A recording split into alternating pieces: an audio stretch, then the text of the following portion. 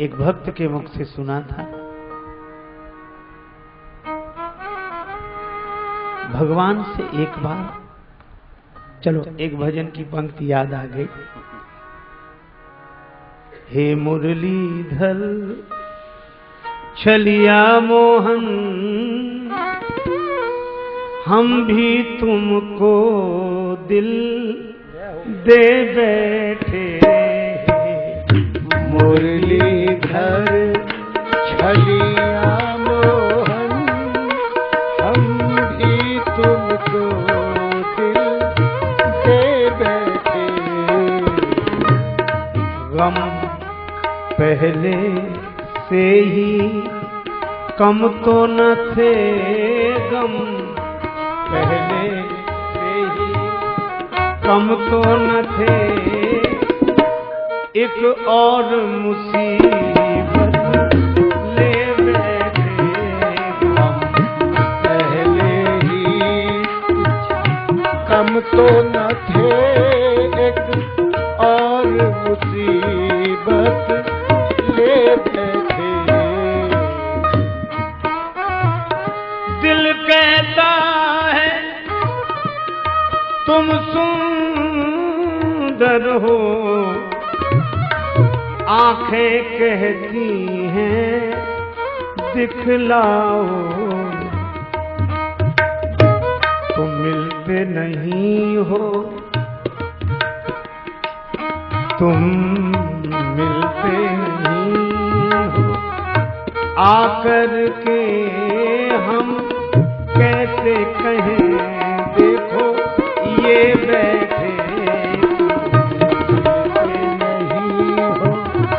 आकर के हम कैसे कहें देखो ये बैठे। मुरलीधर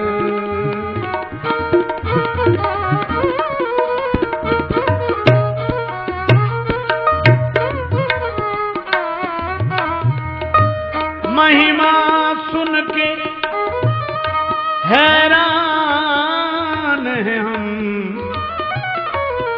तुम मिल जाओ तो चैन मिले।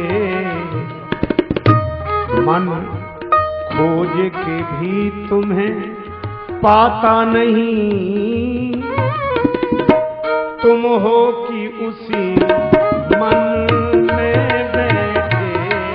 मन खोज के भी तुम्हें पाता नहीं, तुम हो कि उसी मन में बैठे। राजेश्वर राजा राम तुम्ही, प्रभु योगेश्वर घनश्याम तुम्ही। धनुधारी बने कभी मुरली बजा, जमुना तट निर्जन में बैठे।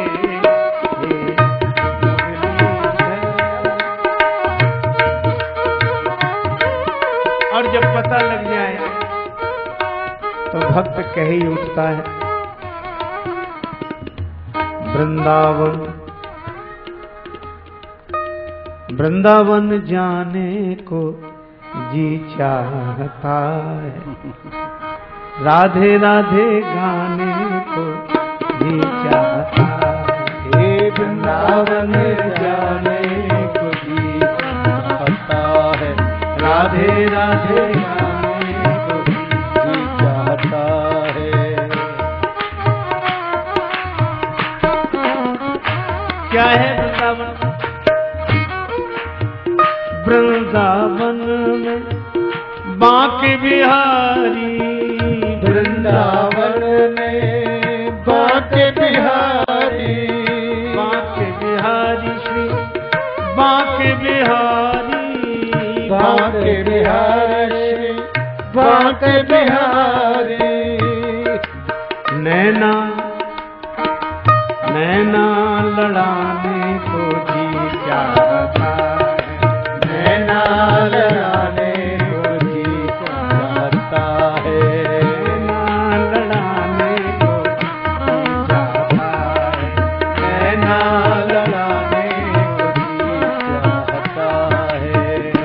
वृंदावन जाने को जी जाता है, वृंदावन जाने को जी चाहता है। वृंदावन जमुना महारानी, वृंदावन में जमुना महारानी, यमुना महारानी श्री यमुना महारानी, यमुना महारानी श्री यमुना महारानी। गोता लगाने को जी जाता है, गोता लगाने को जी जाता है। वृंदावन जाने को जी जाता है, वृंदावन जाने को जी जाता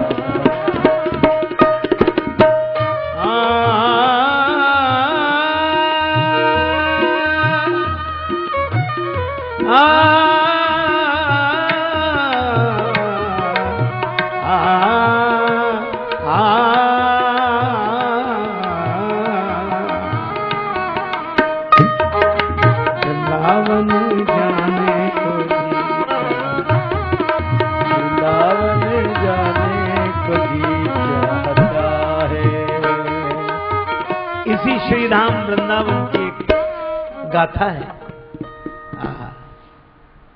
प्रेम के कारण तब प्रभु की ललित लीलाएं हुई। एक संत थे श्री माधव दास जी, परम भागवत संत, एकांत में छुप कर रहते, लताओं में ब्रज की गुजारा करेंगे। राधा कृष्ण राधा कृष्ण राधा कृष्ण राधा कृष्ण, यही कीर्तन बस। भूख लगती तब उन लतिकाओं से बाहर आते, संतों का भोजन हो जाता, पंक्ति के बाद पत्तल जब फेंक दी जाती तब माधवदास जी निकलते, अपना मिट्टी का पात्र करवा लेकर पत्तल पर से शीत प्रसादी इकट्ठी करते। संतों की शीत प्रसादी इकट्ठी करते। मोहन और मोहन मस्तों के दिल का मिलता कुछ राज नहीं। संतों की शीत प्रसादी इकट्ठी करते, आश्चर्य, उसी से भगवान का भोग लगाते और फिर स्वयं प्रसाद पाते। नित्य का यही नियम। विधि निषेध से परे इस प्रेम की दशा की महिमा तो भगवान ही समझ सकते हैं। एक दिन भजन रस में डूबे रहे, देर हो गई। अब जब बहिर चेतना हुई तो भूख लगी, तो जल्दी जल्दी गए, संतों का शीत प्रसाद एकत्रित किया, करवा में रखा, पर आज भगवान को भोग लगाना भूल गए। भूल ही गए थे तो भी ठीक था, पर जैसे ही ग्रास मुख में रखा वैसे ही याद आ गई कि भोग नहीं लगाया।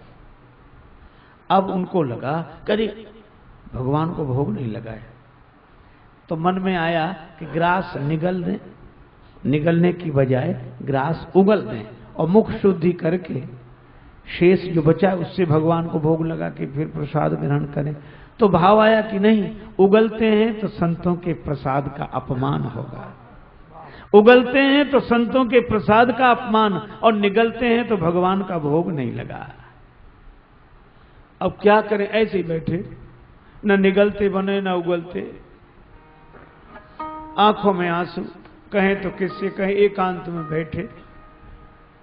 संतन को यह शीत प्रसाद लियो मुख डार, न जात गिरायो, और लीलत लाज लगे मन में, मन मोहन को नहीं भोग लगायो। भई गति साप छछूंदर की, काह करूं कछु सोच न पायो। बीत गयो वह बार बिनीत, गई रजनी दिन दूसरो आयो। दिन भर बैठे रहे, रोते रहे, मुख में ग्रास, न निगले न उगले। किसी से मेरी मंजिल का पता पाया नहीं जाता, जहां मैं हूं फरिश्तों से वहां जाया नहीं जाता। मोहब्बत के लिए कुछ खास दिल मखसूस होते हैं, ये वो नगमा है जो हर साज पर गाया नहीं जाता।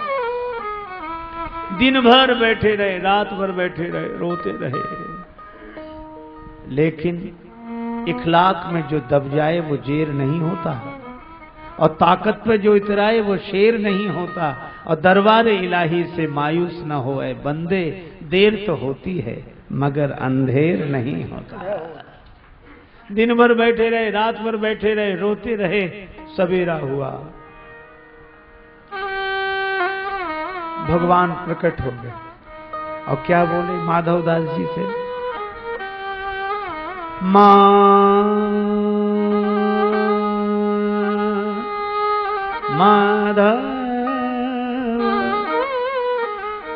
माधव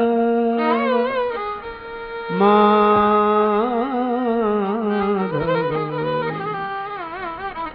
पास तुम्हारे